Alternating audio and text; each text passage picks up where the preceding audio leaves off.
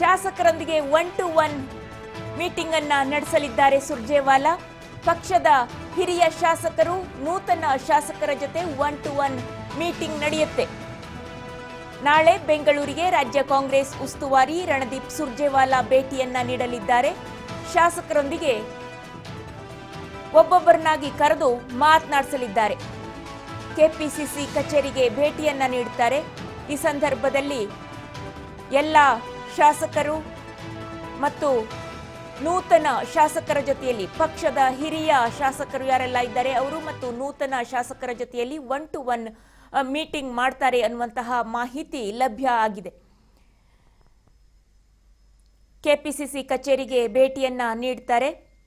ಏನು ರಾಜ್ಯದಲ್ಲಿ ಶಾಸಕರು ಮತ್ತು ಸಚಿವರ ನಡುವೆ ಮಾತಿನ ಸಮರಗಳು, ಜೊತೆಯಲ್ಲಿ ಒಬ್ಬೊಬ್ಬರಾಗಿ ಒಂದೊಂದು ಮಾತನ್ನ ಹೇಳ್ತಾ ಇರುವಂಥದ್ದು, ಹೇಳಿಕೆಯನ್ನ ನೀಡ್ತಾ ಇರುವಂಥದ್ದು, ಈ ಎಲ್ಲ ವಿಚಾರವಾಗಿ ಸಾಕಷ್ಟು ಗೊಂದಲಗಳು ಏರ್ಪಟ್ಟಿರೋದ್ರಿಂದ ಸುರ್ಜೇವಾಲಾ ಬರ್ತಾ ಇದ್ದಾರೆ. ರಣದೀಪ್ ಸಿಂಗ್ ಸುರ್ಜೇವಾಲಾ ರಾಜ್ಯಕ್ಕೆ ನಾಳೆ ಭೇಟಿಯನ್ನ ನೀಡಲಿದ್ದಾರೆ. ಆ ಸಂದರ್ಭದಲ್ಲಿ ಎಲ್ಲ ಶಾಸಕರನ್ನು ಕೂಡ ಕರೆದು ಅವರನ್ನ ಮಾತನಾಡಿಸಲಿದ್ದಾರೆ. ಅಂದ್ರೆ ಏನಪ್ಪ ನಿಮ್ಮ ಸಮಸ್ಯೆ, ಯಾಕಾಗಿ ಹೀಗೆ ಮಾತನಾಡ್ತಾ ಇದ್ದೀರಿ, ಪಕ್ಷದ ಒಳಗಿನ ಮಾತು ಹೊರಗಡೆ ಹೋಗಬಾರ್ದು, ಪಕ್ಷದ ಒಳಗಡೆನೆ ಇರಬೇಕು, ನಾವು ಈಗ ಬಂದಿದ್ದೀವಿ, ನಿಮ್ಮನ್ನ ಕೇಳೋದಕ್ಕೆ ಸಿದ್ಧವಾಗಿದ್ದೀವಿ, ಏನಿದೆ ನಿಮ್ಮ ಸಮಸ್ಯೆ ಹೇಳಿ, ಹೇಳ್ಕೊಳ್ಳಿ ಅನ್ನುವಂಥ ವಿಚಾರವನ್ನ ಪ್ರಸ್ತಾಪ ಮಾಡಿ ಆ ಎಲ್ಲ ವಿಚಾರಗಳನ್ನ, ಅವರ ಎಲ್ಲ ಸಮಸ್ಯೆಗಳನ್ನ ಕೇಳಲಿದ್ದಾರೆ ಅನ್ನುವಂತಹ ಮಾಹಿತಿ ಲಭ್ಯ ಆಗ್ತಾ ಇರುವಂಥದ್ದು. ನೂತನ ಶಾಸಕರು ಮತ್ತು ಹಿರಿಯ ಶಾಸಕರ ಜೊತೆಯಲ್ಲಿ 1-to-1 ಸಭೆಯನ್ನ ನಡೆಸ್ತಾರೆ, ಮಾತನಾಡ್ತಾರೆ, ಅವರ ಸಮಸ್ಯೆಗಳನ್ನ ಇತ್ಯರ್ಥ ಮಾಡ್ತಾರಾ ಅನ್ನುವಂಥದ್ದು. ಇದೇ ವಿಚಾರವಾಗಿ ಮತ್ತಷ್ಟು ಮಾಹಿತಿಯನ್ನ ಪಡಿತಾ ಹೋಗೋಣ. ನಮ್ಮ ಪ್ರತಿನಿಧಿ ಬಸವರಾಜ್ ಹೂಗಾರ್ ಇದೀಗ ದೂರವಾಣಿ ಸಂಪರ್ಕದಲ್ಲಿದ್ದಾರೆ. ಹೇಳಿ ಬಸವರಾಜ್, ಏನು ನಾಳೆ ಸುರ್ಜೇವಾಲಾ ರಾಜ್ಯಕ್ಕೆ ಭೇಟಿಯನ್ನ ಮಾಡಲಿದ್ದಾರೆ, ಜೊತೆಯಲ್ಲಿ 1-to-1 ಸಭೆಯನ್ನ ಕೂಡ ಮಾಡ್ತಾರೆ ಅನ್ನುವಂತಹ ಮಾಹಿತಿ ಲಭ್ಯ ಆಗ್ತಾ ಇರುವಂತದ್ದು. ಈ ಸಂದರ್ಭದಲ್ಲಿ ಏನೆಲ್ಲ ಮಾತನಾಡಬಹುದು, ಯಾವೆಲ್ಲ ಸಮಸ್ಯೆಗಳ ಕುರಿತಂತೆ ಅವರು ಮಾತನಾಡಿ ಅವರ ಸಮಸ್ಯೆಯನ್ನ ಬಗೆಹರಿಸಬಹುದಾ, ಹೇಗೆ ಅಂತ? ವಿದ್ಯಾ ಭಟ್, ಈಗಾಗಲೇ ರಾಜ್ಯ ಕಾಂಗ್ರೆಸ್ ಸರ್ಕಾರದಲ್ಲಿ ಒಂದ್ ಕಡೆ ಸರ್ಕಾರದ ವಿರುದ್ಧವಾಗಿ ಕೂಡ ಶಾಸಕರು ಆರೋಪಗಳ ಮೇಲೆ ಆರೋಪಗಳನ್ನ ಮಾಡ್ತಾ ಇದ್ದಾರೆ. ಮತ್ತೆ ಕೆಲವೊಂದಿಷ್ಟು ನಾಯಕರು ವಿವಾದಾತ್ಮಕವಾಗಿರ್ತಕ್ಕಂತ ಹೇಳಿಕೆಯನ್ನು ಕೂಡ ಕೊಡ್ತಾ ಇದ್ದಾರೆ. ಈಗಾಗಲೇ ಹಿರಿಯ ಶಾಸಕರಾಗಿರ್ತಕ್ಕಂಥ BR ಪಾಟೀಲ್ ವಸತಿ ಇಲಾಖೆಯಲ್ಲಿ ಭ್ರಷ್ಟಾಚಾರ ನಡೀತಾ ಇದೆ ಅನ್ನುವಂತಹ ಬಹುದೊಡ್ಡ ಆರೋಪವನ್ನು ಕೂಡ ಮಾಡಿದ್ರು. ಸಚಿವ ಜಮೀರ್ ಅಹ್ಮದ್ ಖಾನ್ ಅವರ PS ಅವರ ಒಂದು ಏನು ಆಡಿಯೋ ಕೂಡ ವೈರಲ್ ಮಾಡಿದ್ರು.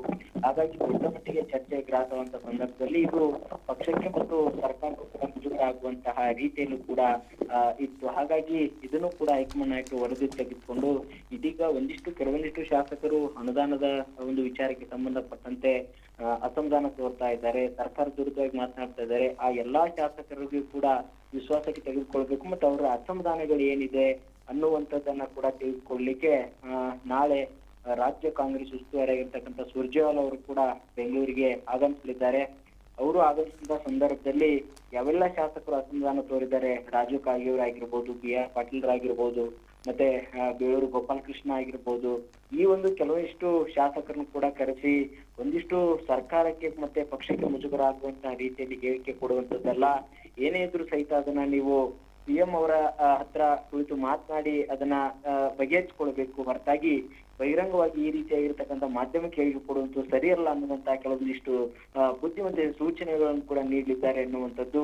ಇನ್ನೊಂದು ಕಡೆ CM ಮತ್ತೆ DCM ಇಬ್ಬರು ನಾಯಕರು ಕೂಡ ಪ್ರತ್ಯೇಕವಾಗಿ ಕೂಡ ಭೇಟಿ ಮಾಡಿ ರಾಜ್ಯ ಒಂದು ಕಾಂಗ್ರೆಸ್ ಪಾಳ್ಯದಲ್ಲಿ ಆಗಿರ್ತಕ್ಕಂಥ ಕೆಲವೊಂದಿಷ್ಟು ನಡವಳಿಕೆ ಮತ್ತೆ ಕೆಲವೊಂದಿಷ್ಟು ನಾಯಕರ ಹೇಳಿಕೆಗಳು ಮತ್ತೆ ಈಗಾಗಲೇ ಸಚಿವ ಸಂಪುಟ ವಿಚಾರಕ್ಕೆ ಸಂಬಂಧಪಟ್ಟಂತೆ ಕೂಡ ಕೆಲವೊಂದಿಷ್ಟು ವಿಚಾರಗಳನ್ನ ಚರ್ಚೆ ಮಾಡುವಂತಹ ಎಲ್ಲಾ ಸಾಧ್ಯತೆ ಇದೆ. ಇನ್ನೊಂದು ಕಡೆ ನಿಗಮ ಮಂಡಳಿಗಳು ಮತ್ತೆ ಕೆಲವೊಂದಿಷ್ಟು ಏನು ಕಾರ್ಯಕರ್ತರು ಕೂಡ ಸ್ಥಾನಮಾನ ಕೊಡಬೇಕು, ಬೋರ್ಡ್ಗಳಲ್ಲಿ ಕೂಡ ಅವಕಾಶ ಕೊಡಬೇಕು ಅನ್ನುವಂಥದ್ದು ಕೂಡ ಕೂಗಿದೆ. ಅವುಗಳನ್ನು ಕೂಡ ನೇಮಕ ಮಾಡುವಂತಹ ನಿಟ್ಟಿನಲ್ಲಿ ಕೂಡ ಸುರ್ಜೇವಾಲಾ ಅವರು ಕೂಡ CM ಮತ್ತೆ DCM ಅವರ ಜೊತೆ ಚರ್ಚೆ ಕೂಡ ಮಾಡಲಿದ್ದಾರೆ. ಮತ್ತೆ ಕೆಲವಷ್ಟು ಸಮುದಾಯವಾರು ಕೂಡ ಒಂದು ಅವಕಾಶ ಕೊಡಬೇಕು ಅನ್ನುವಂಥದ್ದು ನಿನ್ನೆ ತಾನೇ ಮುಸ್ಲಿಂ ಸಮುದಾಯದ ಜನಪ್ರತಿನಿಧಿ ನಿಯೋಗದಿಂದ CM ಸಿದ್ದರಾಮಯ್ಯರನ್ನು ಕೂಡ ಭೇಟಿ ಮಾಡಿದ್ರು. ನಮಗೂ ಕೂಡ ಬೋರ್ಡ್ಗಳಲ್ಲಿ ಹೆಚ್ಚಿನ ಅವಕಾಶ ಕೊಡಬೇಕು, ಪ್ರಾತಿನಿಧ್ಯವನ್ನ ನೀವು ಕಲ್ಪಿಸಿಕೊಡ್ಬೇಕು ಅನ್ನುವಂತ ಒತ್ತಾಯವನ್ನು ಕೂಡ ಮಾಡ್ಲಿದ್ದಾರೆ. ಯಾಕಂತಂದ್ರೆ ನಾಳೆ ಸುರ್ಜೇವಾಲ ಅವರು ರಾಜ್ಯಕ್ಕೆ ಆಗಮಿಸಲಿದ್ದಾರೆ. ಅಲ್ಲಿ ಬೋರ್ಡ್ಗಳಿಗೆ ಕೂಡ ನೇಮಕ ಮಾಡ್ತಾರೆ ಕಾರ್ಯಕರ್ತರನ್ನ, ಅವರಿಗೆ ಅವಕಾಶ ಮಾಡಿಕೊಡುವಂತದ್ದು, ಪಕ್ಷಕ್ಕಾಗಿ ಯಾರೆಲ್ಲ ದುಡಿದಿದ್ದಾರೆ ಅವರಿಗೆಲ್ಲ ಕೂಡ ಒಂದು ಸರ್ಕಾರದ ಮಟ್ಟದಲ್ಲಿ ಅವಕಾಶ ಮಾಡಿಕೊಡ್ಬೇಕು ಅನ್ನುವಂತ ನಿಟ್ಟಿನಲ್ಲಿ. ಹಾಗಾಗಿ ಜಮೀರ್ ಅಹಮದ್ ಖಾನ್ ಅವರ ನೇತೃತ್ವದಲ್ಲಿ ಕೂಡ ಬಂದು ಭೇಟಿ ಕೂಡ ಮಾಡಿದ್ರು. ಹೀಗೆ ಹಲವು ರೀತಿಯ ಕಾಂಗ್ರೆಸ್ ಪಕ್ಷದಲ್ಲಿನ ಒಂದಿಷ್ಟು ಗೊಂದಲಗಳು, ಶಾಸಕರ ಅಸಮಾಧಾನ ಮತ್ತೆ ಕೆಲವೊಂದಿಷ್ಟು ಕಾರ್ಯಕರ್ತರ ಅಸಮಾಧಾನ ಇವೆಲ್ಲವನ್ನು ಕೂಡ ಸರಿಪಡಿಸಲಿಕ್ಕೆ ರಾಜ್ಯ ಕಾಂಗ್ರೆಸ್ ಉಸ್ತುವಾರಿಯಾಗಿರ್ತಕ್ಕಂಥ ಸುರ್ಜೇವಾಲ ಅವರು ಬೆಂಗಳೂರಿಗೆ ಆಗಮಿಸಲಿದ್ದಾರೆ. ವಿದ್ಯಾಭಟ್. ಬಸವರಾಜ್, ಹಾಗೇನೆ ಒಂದು ಕ್ರಾಂತಿ ಆಗತ್ತೆ ಅಂತ ಹೇಳ್ತಾ ಇದ್ರು. ಜೊತೆಯಲ್ಲಿ ಸಚಿವ ಸಂಪುಟದ ಬದಲಾವಣೆ ಬಗ್ಗೆ ಏನಾದ್ರೂ ಚಿಂತನೆ ನಡೆಸುವ ಸಾಧ್ಯತೆಗಳು ಇವೆಯಾ? ಬದಲಾವಣೆ ಆಗಬಹುದಾ ಅಂತೇಳಿ?